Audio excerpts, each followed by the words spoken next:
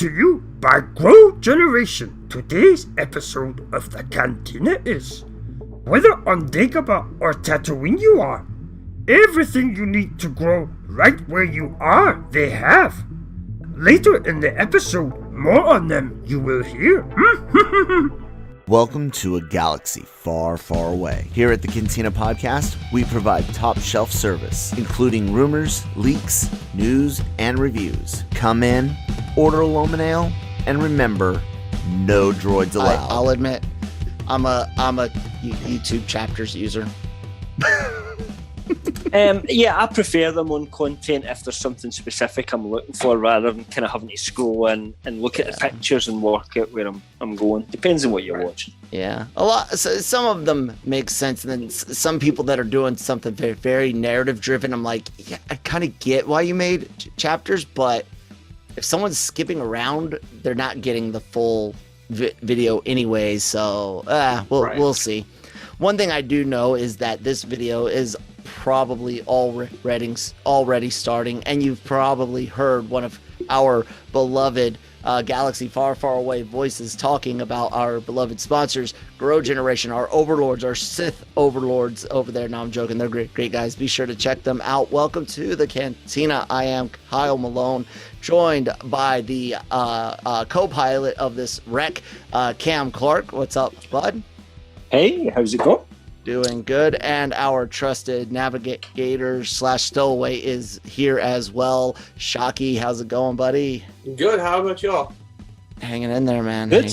Hanging in there. Yeah. We missed out on you guys last week. Sorry about that.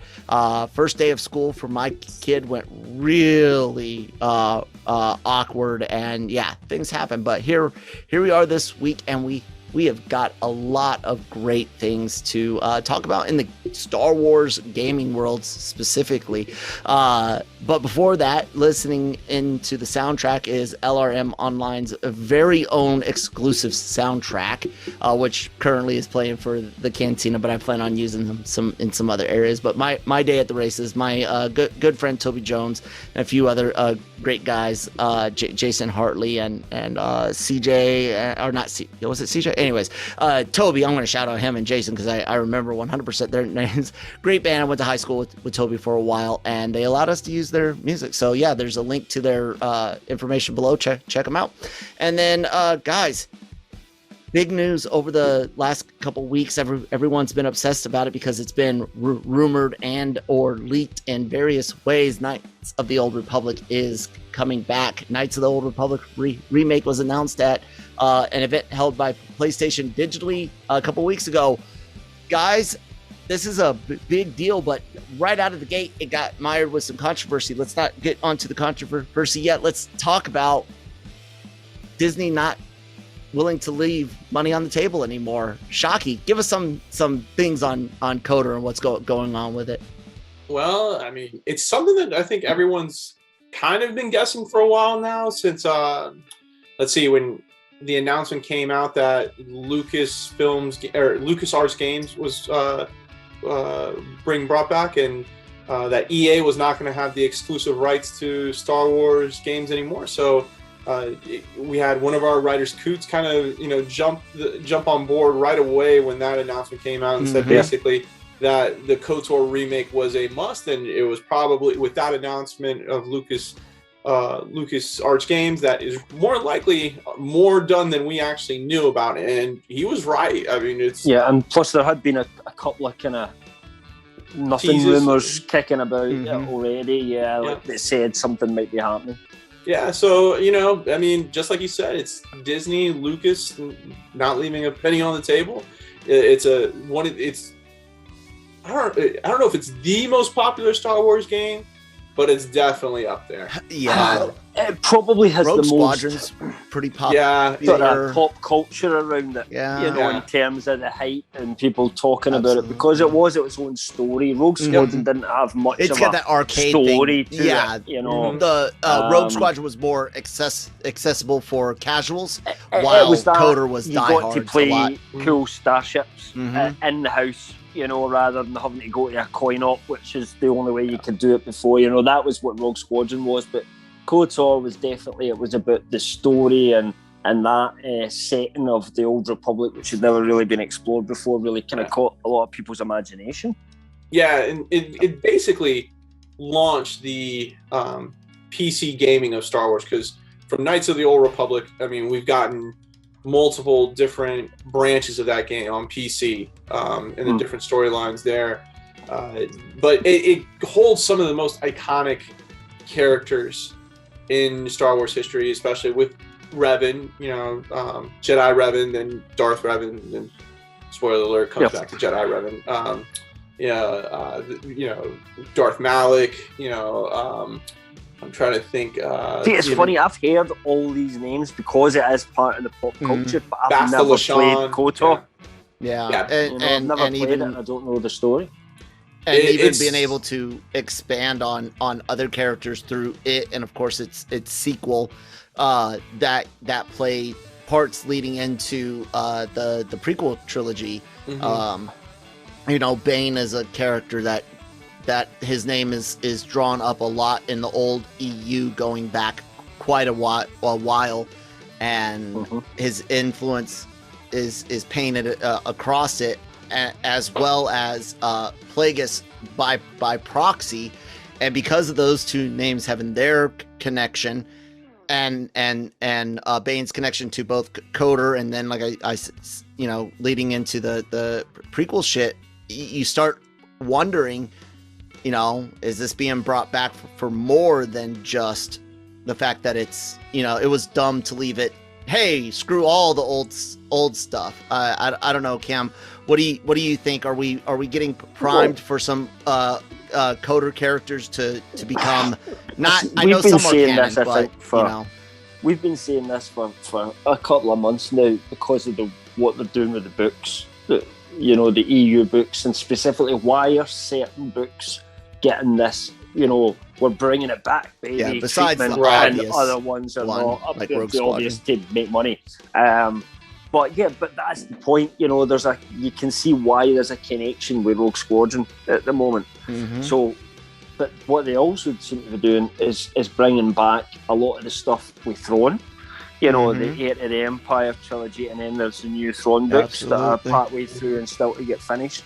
And we know Thrawn is coming in, and he's already a canon character now anyway because of Rebels, but he is coming back. Live action. Yep. And then you start looking at, well, who else have they been covering? Sort of Darth Bane and stuff to do with the Old Republic, and that does make you wonder whether at some point, Darth Bane's already canon because he's been in the Clone Wars as well, but not explored in any kind of capacity. So that, and Plagueis as well as the other one that we've been kind of seeing. So it's interesting what ones they're bringing back. It makes you kind of think this is maybe giving us a hint as to what they're cherry picking to bring into maybe live action or animated or something going forward. How quick we'll see some of that stuff, I have no idea, but I just get the feeling that's the way it's going. Yeah, I tend to agree. I'm not a big fan of Western style RPGs, which KOTOR is. It's got a lot of like MMO elements. I'm not a big open world, open play type person. I like a linear RPG to a degree. I don't like Final Fantasy 13 linear. Right. I like Final Fantasy 12 and 7 linear, So you're not into like 15 where it's just a bit more of an MMO or that? Well, no. 15 actually blends it beautifully because you can totally play it linearly, story-wise, like a traditional Final Fantasy game. All of the basically stuff you with don't the have cookie. to go on like Exactly. But I did have fun because it was an option. I did have fun playing with, certain recipes do benefit your stats, and so I found dishes that would benefit like XP enhancements. I've never played grinding KOTOR, right? As I said, ironically, I never had an Xbox. I had PlayStation when it first came out, and it was only out for the original old Xbox. From that generation on, I switched, and now it's coming out for the PlayStation. But anyway, it is coming to Xbox eventually. We're just going to have to wait a little bit longer. Yeah, but you can play the original for free online. You can, yeah, but I kind of, I've always thought about doing it, Mike. And then I thought to myself, well, if they're bringing out a remake, should I just wait now for the remake one rather than play that one with the old shitty interfaces and graphics and stuff? It still holds up. I mean, graphics-wise, yeah, but the story and the experience, the gameplay of it all, still holds up. I was going to ask though, because I've never played it. The way you're describing it there is, that was a game from before online was a thing, so it must be a completely offline single-player experience, KOTOR, right? The original. So what is it that you don't like about it in terms of is it just like there's an open world and you can go wherever you want? Is that what you mean by it's not linear enough for you? No, just that there's too much to do, and too much of it you really need to do. There's too much exploring required, basically, if you know what I mean. Like, it's like Fallout. So I'm not a huge RPG fan, but the one I absolutely loved to bits, it's one of the best games I've ever played, was The Witcher 3, but I think that's more like action KOTOR, isn't it? A bit, but it's Western. Turn-based, isn't it? To a degree, it's kind of got its own version of the active time battle system that Final Fantasy uses. There's like you can move around, but you've got. Will they give us it? It's going to be more into a completely Western action RPG where you actually control the fights. Do you think? Right. So here's I'll kind of get back to everything, and then we can kind of go into the game mechanics, if you will. With me. As far, like I said, I was happy for everyone when it got announced, despite the fact that I don't really, didn't really play it a lot when I was young. But it in of itself is going to get a very likely Final Fantasy VII remake treatment. Meaning a couple things, and it kind of brings us into leads us towards the controversy, but I don't want to get there yet.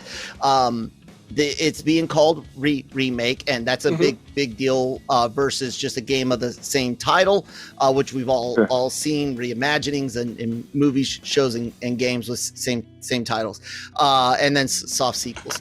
But I think it's going to get a update to the battle system and be a real-time action RPG. So think Final Fantasy VII Remake, where they might allow you some sort of slow down mechanic to allow some of the more tactical decisions that you do have to make in a game like KOTOR.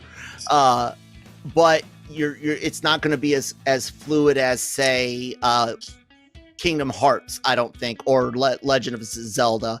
I honestly, a battle system I think is brilliant out there, and Square kind of didn't utilize it as much as I think they should have. Is Final Fantasy XII's that battle system that really blends the active time system, where you got your little counter for when you can actually enter commands, but it allowed you to move around the map freely during battle.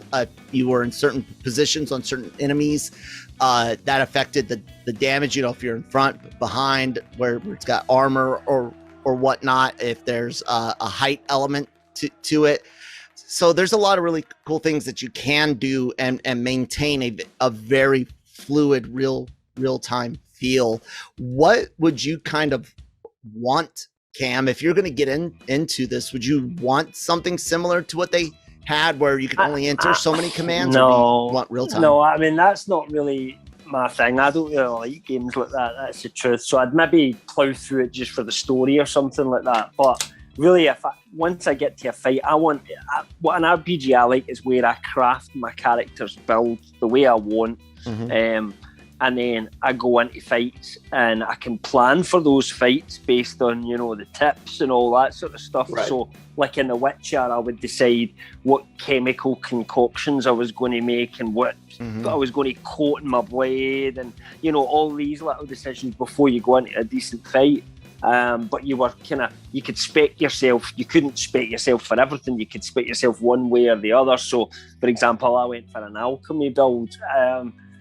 So that's the kind of thing I enjoy, but I'm actually playing the character. I'm doing the sword fighting, so it's down to my skill as well a little bit. is also my build. You know, that's the kind of thing I enjoy normally. What about you, Shockey? What do you kind of hope to see it stay the same? You probably know some of the systems I was talking about. So what would you kind of like to see them do? I mean, in all honesty, I want it to be like as closest to the original as possible. I think that's all. I know, but I think it's one of the few like perfect games. You know, one of those type of games that every so often comes out and you're like, they got it all right. Like, there's nothing that you really need done to it. It was a perfect story. Graphics for the time were great. You know, the play, the play style for me, you know, it worked. It gave you just enough kind of creativity with the character to make choices, to give it a little bit of a, your own identity to it, but at the same time, you know, pretty much goes through. The only other thing I may say is that, like, try to do it like Jedi Fallen Order, where if you guys haven't played it, Cal, you kind of determine, or you kind of choose the path of what is it called, the abilities he's able to use. Yeah, that's what I was talking about. Yeah. Sort of by the end, you've unlocked them all. Mm-hmm. So it's more or less just like, you know, how's your path going to go, you know, with abilities wise. And I mean, the story itself is what you're playing for. I mean, if you've never played Knights of the Old Republic, mm-hmm. and you don't know anything about it, you're going in and it's going to be one of the best, I think one of the best Star Wars stories you're ever going to experience. You know, it's, to me, it gives the, you know, I know that, you know, we had the original trilogy, prequel trilogy with Anakin Skywalker, but this was kind of a complete, like, you know, the hero, the fall, and then the rise back up of the hero again, all in one game type deal. And so, yeah, I mean, you get, I don't know. It's, if you could keep it as close to the original as possible, update the graphics and stuff, I think you've still got a winner. But yeah. I mean, Final Fantasy VII Remake wasn't, you know, identical to its. Nope. And I'll mainline that any day of the week. Oh my God, did it turn out amazing? And that's what I think they're going to do. I think you're going to see your standard attacks become very real time. You know, every time you hit the button, you're going to swing your lightsaber, punch, kick, or shoot a blaster. But anytime you want to make certain special moves, tactical decisions, there's going to be some sort of gauge or something that you got to fill up, and there's going to be Kingdom Hearts. That's basically similar to it. Like I said, I think I have a feeling that some elements of Final Fantasy 12, which again are very similar to KOTOR, are going to kind of come back, whether or not that's, you know, a straight up, you know, gauge above your head or more fluidity. Who knows? But it's going to be different, and I think Cam will end up liking it more because of that. Yeah, let's go ahead and touch on part one of the controversy, which of course is how this is being released, which, you know, Cam made a mention about earlier. The PS5 is the game's console exclusive. Okay, it will be available on PC. We'll see about the future of Linux and Apple, yada yada. That Radeon pass-through shit Linux has got going on is awesome. But anyways, that's for Tech Tuesday on the Daily Cup of Genre, available on our podcast network and the YouTube channel. But anyways, it is kind of interesting, and that's also why I kind of get this Final Fantasy feel, not just the remake title, but this partnership with PlayStation, the fact that Disney has an existing partnership with Sony Computer via Marvel games through Crystal Dynamics and Square Enix. Sorry. Fuck it, SquareSoft for life. Anyways, I that's why I have this feeling that we're going to see some Final Fantasy VII remake similarities. But here's the interesting thing. I've been, you know, talking about, you know, exclusivities going away. Why is it really necessary? And with Game Pass, while I am not a fan of it on paper, and I don't think it's going to be very, very good for us in the long term. It does really mean that there's no such thing as an Xbox exclusive, because I got a PC, I can get Game Pass, and every single game that is on Xbox I can play on my PC. So it's really kind of weird to see this PS5 you're still exclusive. giving Microsoft money because you need to be a Game Pass subscriber. Yes, so they still get a subscription fee off you. Absolutely, and that's where issues come in, and that's a different discussion. How much money can subscriptions make? But the fact that they got this thing with PlayStation upset a lot of people, especially like you said, Cam. It originally was on Xbox. So I'll let you kind of take this, Cam. What do you got to say about what's going on with the console exclusivity, at least timed, maybe? Yeah. So I mean, I have absolutely no issue at all with the fact that Sony have their own studios and Xbox own their own studios, and it wouldn't make sense for them to release, well, if they want to make their console more attractive, the way it's set up at the moment, shall we say, that is about selling your console. It's about why should you buy a PlayStation and not an Xbox, or why should you buy an Xbox instead of a PlayStation. I think the way Xbox would like it to be, but they can't play in that world, is where they'd like to sell their games to Sony players as well. I think they really would.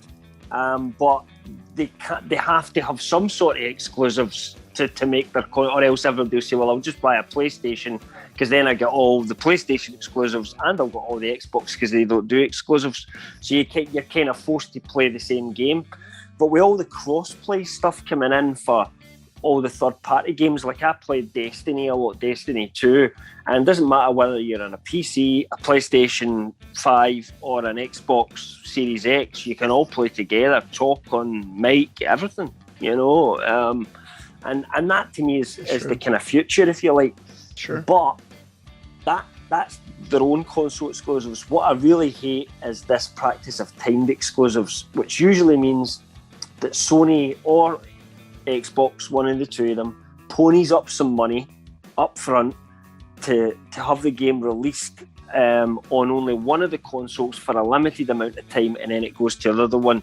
Now that the reason that they have to pay for that is because they're going to lose money on sales, because the game won't be as popular when you bring it out a year later on the other device, because some people have got two consoles, so they've bought it for the other one, or they've played it in PC, or they've heard about it and went, it's not for me, I've watched that many YouTube videos of it now, I don't need to bother playing for it, or it's old now, so I'll just wait, for example, till it comes on Game Pass or something else. Right.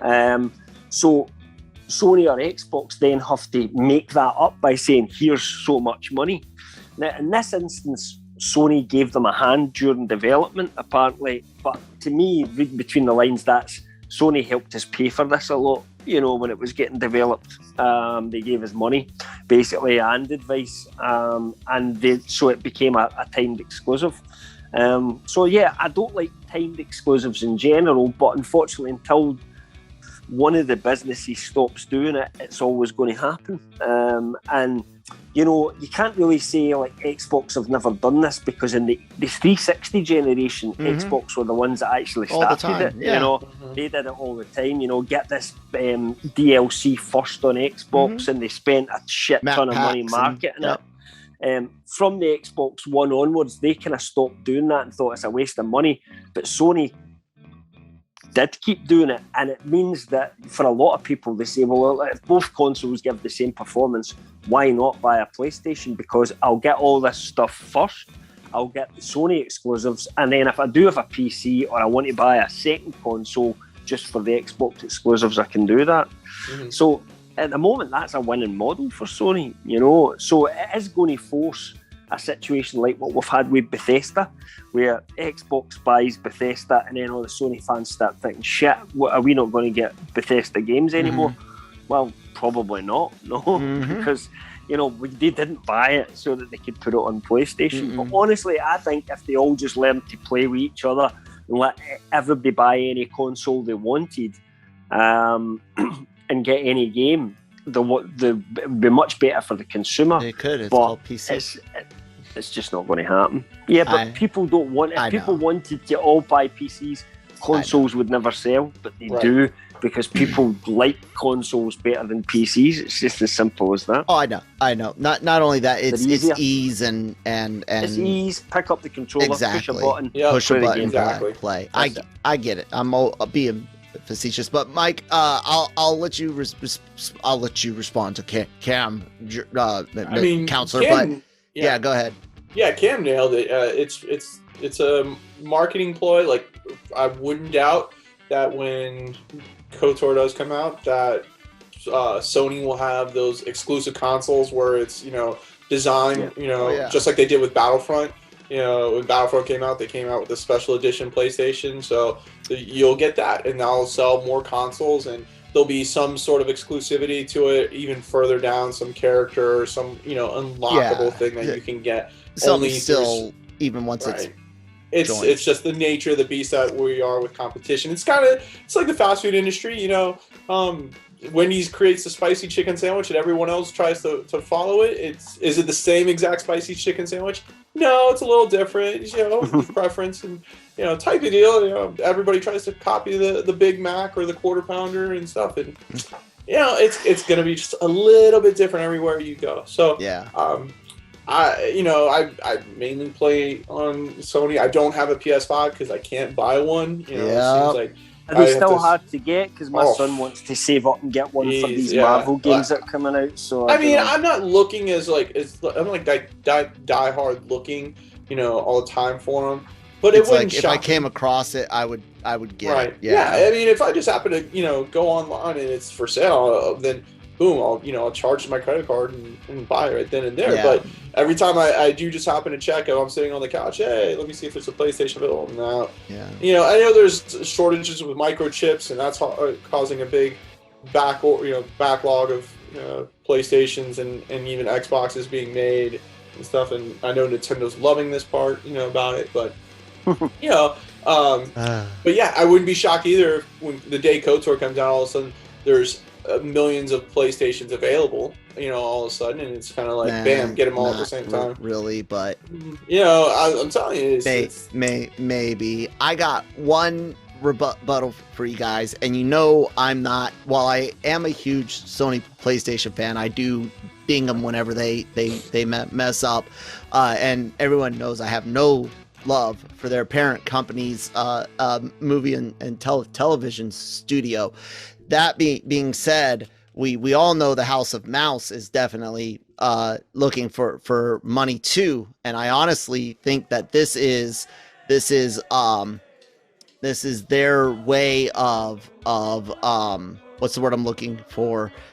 Doing exactly what I've said. I think subscription based gaming will lead to is the fact that Lucasfilm didn't want pennies from Game Pass. They want you to spend $59, $79, $99 and more for different but here's things. The problem with that. Please, Cam. So I think that Disney themselves saw Sony by all means wanting to be selling, KOTOR edition PlayStation 5s, and they were like, we don't want to give pennies. We want our full price. So I think it's both of them, and I think that you'll see a lot of third party studios that don't get bought up doing things like this simply because they can't afford to make a AAA title on subscription. That's why Microsoft and Sony bought so many studios, because they knew without buying those assets, it's a tough sell. But Cam, thanks for letting me get the full thought out. Go ahead, bud. Yeah, no worries. It was just what I was going to say is, shit, I've kind of forgotten where I was going now. Right. I'm sorry. So, that's what I was preventing. Yeah. Okay, Game Pass. Right. So what you're assuming is that all these games sell really well. Before the advent of something like Game Pass, there was a bit of a problem happening in the industry where a lot of games were failing financially, right? So they would bring it, they would spend quite a bit of money in the game, but just a few problems with that game. Maybe some launch issues, maybe it just didn't quite work right. I'm thinking a good example is Anthem from EA that they advertised, they spent millions marketing, but it just didn't work, right? And those games crashed and burned. Now, that is the worry for everybody in the game industry. Now, when Sony bring out a game that's as heavily licensed as, say, Wolverine or Spider-Man, and they put their very top studio on it who gain a reputation, so Insomniac, you know, a Naughty Dog game, that's like us getting an MCU movie at the moment. It's like you already trust them before you go in, so people go out there and they buy the game right away. Other studios just don't have that luxury sometimes, a lot of the third-party studios, because they just can't produce that quality of game all the time. Look at how popular CDPR were. Everybody thought CDPR could do absolutely no wrong. And then they go out and they bring out Cyberpunk 2077 and they were having to refund people. They were losing millions on it and it was an absolute disaster. The point is that can happen to anyone, right? Now, what Game Pass does is it gives smaller developers that aren't necessarily doing AAA games, it gives them a chance to get their games out there and get them to be popular, for people to discover them. It's all about who's playing it on YouTube these days. Are all the, you know, do people like watching it on YouTube? Then they will go and play it. Now, Sony specialise in single-player story games more than anything else, but that's not the ones people go and watch online or get obsessed over these days. It's the things that they can play online with other people. So, you know, Game Pass actually provides a window into that, because if you're a Game Pass subscriber and let's say Among Us comes on and you've never played Among Us before, Good right? old Among Us, Then why not just it's there, I'll download it, I'll have a play. Everybody else has been raving about it, and before you know it, you're hooked on a game that you'd maybe never have looked at, first of all. And then what they'll do is they'll put older AAA games on that they're not selling anymore, right? Nobody's buying any more copies of them. They've already had their run in the shop. So now we'll get them onto Game Pass, and sometimes they can create a second life for them when they go on there as well. Yeah. So I think there is definitely two different strategies. And what you've got to remember is Microsoft and Sony have a completely different business model. Sony needs to sell consoles. That's part of their plan, is to eventually make profits off the consoles themselves, because you know that they'll do a slim one eventually that will be cheaper to make, and you know, all of this as they go through the life cycle of it. In general, the manufacturing always gets cheaper as they go along and they build up a stock. Xbox don't really rely on that. They're more interested in the actual Game Pass subscription now and getting people on that and having a constant income stream from that. They're prepared to take a hit in the boxes. You know, it's just a completely different strategy that they're both running. It would, and the funny thing is actually on the Xbox, they were one. As far as consoles, they were the first to greenlight a indie developer store for consoles. PlayStation followed suit, but way back in the day, Steam on PC, let alone, of course, other things had already been doing that. And subscription things for stuff like that and old titles, sure, but that's not what they're trying to do, and that's not what people want. They want AAA that's just not on what they're doing with their own games. Xbox are only doing that, the big AAA games, with their own studios. Right. I got that, but that's what I'm saying is it's creating an expectation. See, you and I agree on that level. What you explained is beautiful and perfect, but that's not what's happening. And you and I and everyone's already seen what the instant gratification and the idea of, I can wait for it to hit home video or piracy even is doing to budgets and productions in movies and television. So like I said, if it's stuck on indie games and old titles, absolutely, Cam. But Microsoft is playing a deadly game with this idea of teasing these AAA titles for pennies, which is why they bought all those things. People are eventually going to be like, well, we want it for pennies or else. And that's my biggest fear. I've seen it already in one form of entertainment, and now it's coming to this one. But you are right, and that's why those platforms already existed. But Cam, I think if you look at Disney Plus and you look at the Star Wars that's coming out right now, until something like Disney Plus existed, there would have been no The Mandalorian, there would have been no The Book of Boba Fett, Ahsoka, anything like that. They were far too expensive to ever do network TV. So you had a choice of movie or low budget. It's only 2 years in. Yeah, I mean... Well, wait a minute. Look at how much money Disney were making during the pandemic. When everybody else was losing money, we've spoke about it in this show, Disney started turning a profit, and their primary big seller during that pandemic was getting people onto Disney Plus by getting them to subscribe and putting on these big shows. That's why we all subscribe to Disney Plus. We don't subscribe but I think they offloaded a lot of Simpsons. Costs during the pandemic too. I think the parks pandemic not operating, and I think the pandemic was beneficial for Disney Plus, but in a normal year, Disney Plus subscriptions, I don't think we see. I don't think we see the surge that we saw in the. No, I don't even. But Netflix, going to what you're talking about, Cam, is that Netflix kind of did this before, right? When they got the Marvel titles and they did the Marvel shows, you know, they put a lot of money into those shows. They put big budget films on there, and they still.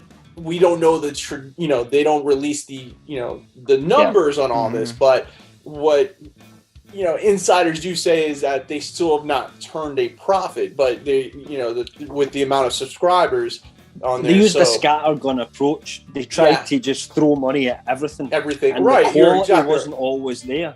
They would hit it with Stranger. They hit it like on the money with Stranger Things. Yeah, the Marvel. Yeah, the Marvel shows were Witcher's been popular. Sabrina was great and really looked good. Right, but then you have other shows on there that I think on network TV probably would have lasted like 2 or 3 seasons, and Netflix said, "Nah, we can't do it." Or what Netflix is doing now is taking shows that have been canceled, like Manifest, and giving them a super extended season so people will subscribe. Because you've already got a built-in fan base. And and Amazon did the same thing with the expanse. And so the problem with Netflix as well, though, is they. What I'm saying with pumping the money at stuff. Sometimes when you watch something on Netflix, you see the budget, but the quality still feels like a network TV show. The writing's not of movie quality. It's just a normal show. But it's got a big budget and it looks really good, and that's not that impressive to me. Right, and so one thing that Netflix didn't have for a long time was competition, and now you have all these different streaming services, and I think that's where you're going to see with Game Pass and Xbox. It's not going to be hard for somebody to develop a mini console to say, hey, hook this up to your TV or something, and you've got Game Pass through there, and we'll offer these indie titles as well. And they do not the properties that are owned by Xbox, but a different outlet. It's kind of like Apple iTunes, Apple, with their indie games there. But the more consoles you have out there, just like streaming services, I think Game Pass is going to be a very delicate situation for Xbox to navigate through on there. One thing I would say that will back up Kyle's point actually is that amongst the friends that I know that all have Xboxes, there's a lot of people now won't buy a game when it comes out because they'd rather wait for it to come onto Game Pass potentially later on. So I'm not saying everyone's like that, but people that maybe don't have a lot of disposable cash, that's what I'd rather do. And I get it, but that's because appeal. They're saying, right, I pay for Game Pass now, I'll play what's on there, and if something comes on later, I'll try it then. But if it was, it would have to be really something big to get them to go, oh, I'm actually going to go out and buy this game, And it's up to then the companies to produce those games, I guess. And that's the thing is us, and we'll wrap this segment up, ladies and gentlemen, I promise. But that's kind of the thing, and that you run the risk of is the average Joe and Jane doesn't quite think of the fact that their pennies don't lead to a AAA budget. And so by being willing to wait, you're going to actually push the wait time out more because you got to wait on the gas tank, the money bins, to fill up with the pennies versus your old 59, 69, 99, So it's a danger. And like I said, you're right. Disney's got a lot of, really great stuff on screen, but I would almost bet that the subscription fees don't cover the Marvel shows that have been on there. for You don't think 2 so? years. What's that? You don't think so? I don't know. Maybe. It's so hard to tell, dude, because they're not clear with it. It might be close after 2 years. It definitely didn't do it on its first year by any means necessary. It might without it, you're right. It might be breaking it's even about retention, on Marvel isn't it, stuff though? now. So Maybe. it's about, once you suck them in and you get them to subscribe, but then you have to keep that content going to keep them hooked in, so they don't go, I'm going to unsubscribe now from this for a few months, and then I'll go back again when season 5 but people of already this do comes out. that, yeah. Yeah, So people it's do like, that with Netflix because they have longer a wait between good shows. What I'm saying is Disney are keeping pumping out shows where you go, there's this next month, and then there's that the month after that. Yeah. And But I think that is the key. Can it be? Is it can sustainable? It be sustained? We'll see. We'll see. guess Hey, we'll find everyone out, thought Netflix was unbeatable, and look how often they run in the red. So let's take a word from our sponsors, and you guys can help us and them not run in the red by checking out growgeneration.com. Take it away, guys. Grow Generation, where the pros go to grow. For all of your cultivation needs, Grow Generation has the right products, service and staff to make your grow successful. Go to www.growgeneration.com, where the pros go to grow. Thank you guys for sponsoring the show. Check out Grow Generation, where the pros go to grow. Cam and I are going to be working on, as well as Shockey, of course, we're going to be working on some new funny things for our wonderful sponsors. And any new sponsors, give us a call. Email information down below. Anyways, so there's one last kind of controversy I've been hinting at, and it's not really huge outside of certain circles, diehard circles in Star Wars and gaming, and that's one of the story writers for this remake. Remakes have story writers. That's not uncommon. Even when they're not being fully remade, there's still things that have to be touched up on, and somebody gets a writing credit. So the person that was chosen does have some, we'll say, stereotypical left of center Twitter postings, okay? And they were chosen, Sam Maggs was chosen to do this job, and they at once said that KOTOR is not one of their favorite games. The context and all of that, people can look at. I'm not bringing it on the screen for a reason. However, I will say this: everyone that's saying, "Don't worry about it," don't worry about it, you guys are wrong, because everyone can point to a dozen different reasons in Star Wars alone to worry about changes to story. Some legit, some not.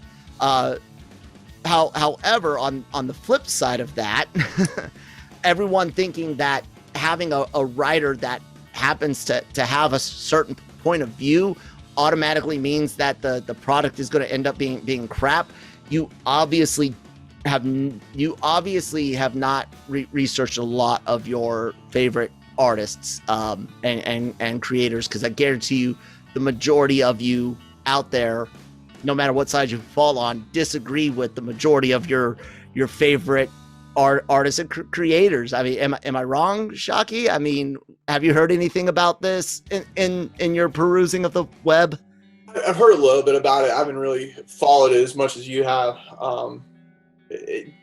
Social media, it always bites you in the ass in the long run of things. And sure enough, you say one thing, and then 10 years from now, you have a different opinion, and somebody's going to go find that tweet or post you put it out there and say, oh, no, you can't like this anymore. So, listen, am I worried?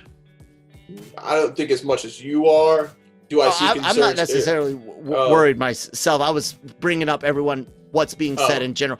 I personally am just waiting to see what falls out, because like I said, a writer having these points or opinions, or not even being a huge fan. I hate to tell you guys this, but most of the people that say they are huge fans of something, they really aren't. Right. and people can churn in amazing products without being die-hard fans or doing more than looking at the source material. So I'm open, but go ahead.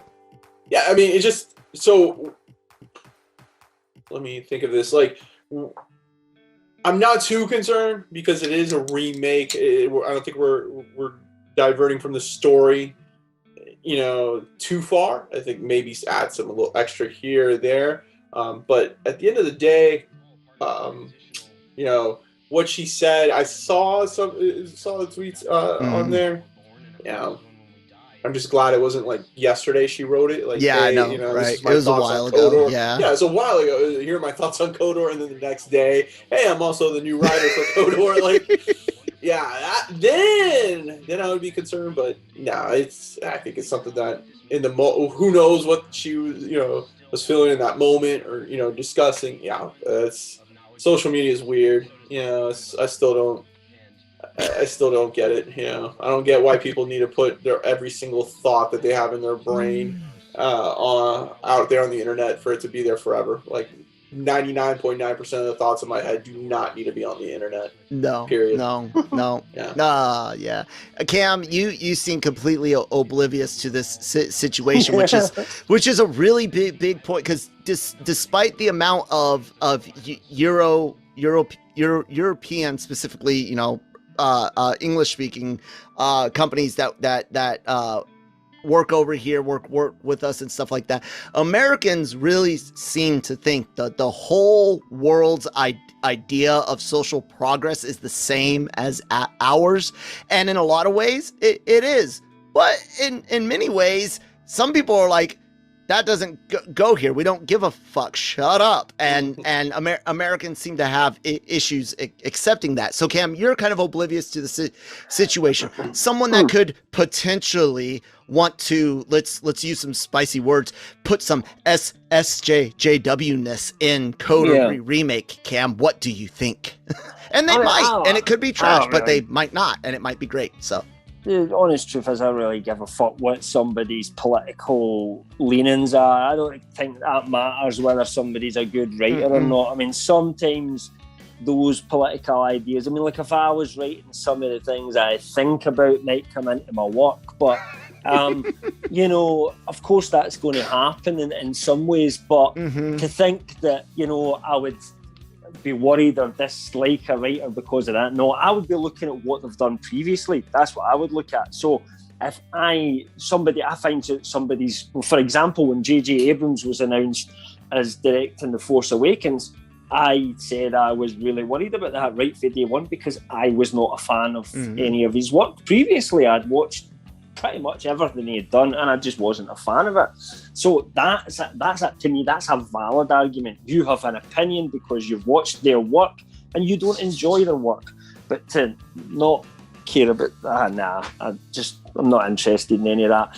If people don't like the story of KOTOR when it comes out now, then that's a valid, you can say whatever you want at that point. I don't care, that's fine. If you don't like the story, you don't like the story.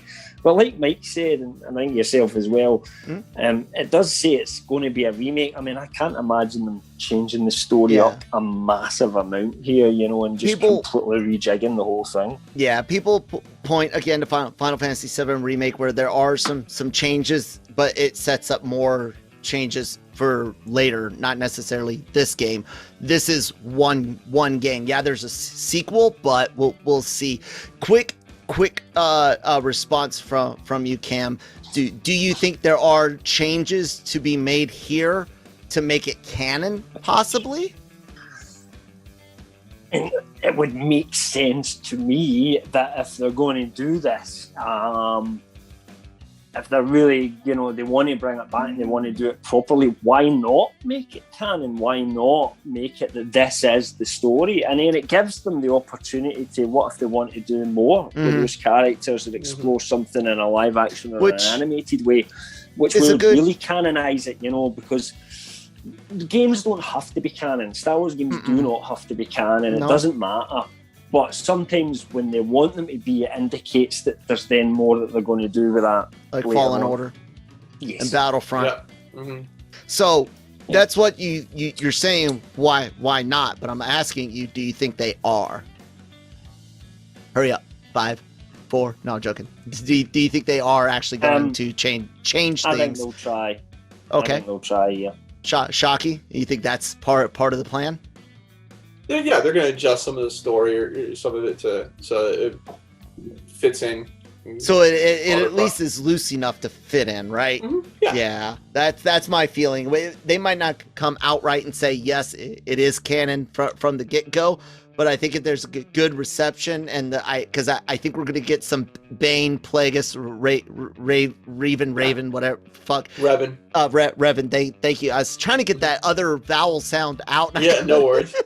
I mean, you could honestly see it tie into the Acolyte. That's what I was trying to say. I think we might see some things to tie there, which then tie into the prequels and happy family. Yeah, so, and who knows? Maybe one day they go back and they actually start exploring that older period that Knights of the Old Republic's actually set in, well before Plagueis and all of that, and Bane even, all that sort of stuff. So yeah, well. With that, we'll go ahead and do our last quick little story, guys. Star Wars Hunters. Now, all of us have already taken a look at it, and it looks like a Fortnite or an Overwatch or whatnot, a battle arena type Fortnite, deal going on here.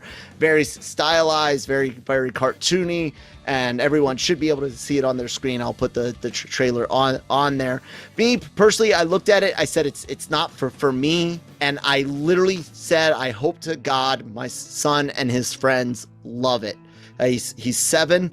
And this is up his. Yep, that's it. Yeah. Yeah, he plays Team Fortress with me, which I know some people would be. Oh my God, I have everything censored in the console. All the tags and filters are on, so he's good to play TF2. And but this it seems like one, especially on the Switch. All of his little friends have Switches. I don't give two craps about Hunters personally, but I hope my son loves it. I'd love to play with him. Shockey, I think you have kids around my kid 2 age? girls. My oldest one is 7. Yeah, just turned 7. So, or no, just turned 8. I'm sorry. Yeah, and it's gonna be right up her alley. Like, she tries to play some of the games I play, way too advanced for her. So, but she, every so often I'll put on like Fortnite, not multiplayer, just the bots. Local, the box and stuff, and we'll just mess around with that. But nothing too crazy. And yeah, I'm with you. No interest from me, but I can definitely see younger kids playing it.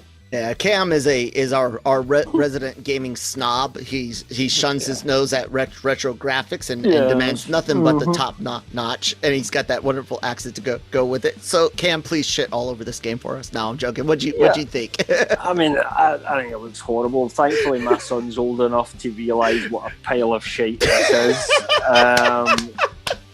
So I won't have to put up with this, and my daughter's not into Star Wars, so this game ain't coming anywhere near my house. That just looks horrific to me. That's just everything that I hate about gaming and what they might do to Star Wars wrapped up in one little nugget of poop, if you like.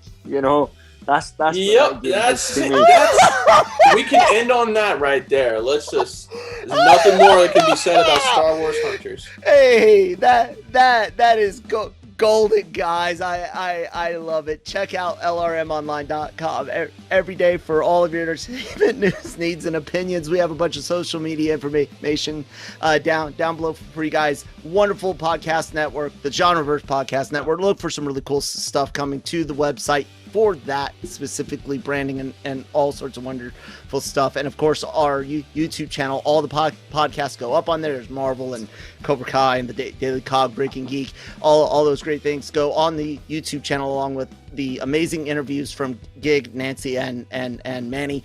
And so yeah, please do like, share, subscribe. Cam, anything you want to say? Plug or anything? Just lrmonline.com. Obviously, we'll be trying to cover all the best stories and exclusive interviews that we can get a hold of. Check us out on a daily basis. Thank you. And Shockey, what do you guys say, man? Just keep checking out the website. I can't really follow up what Cam did with Star Wars Hunter there. So, that's a good way to end it. At some point, my mirror or my fancy camera died, so enjoy this shitty little webcam compared to the end, guys. Thank you so much. May the force be with you.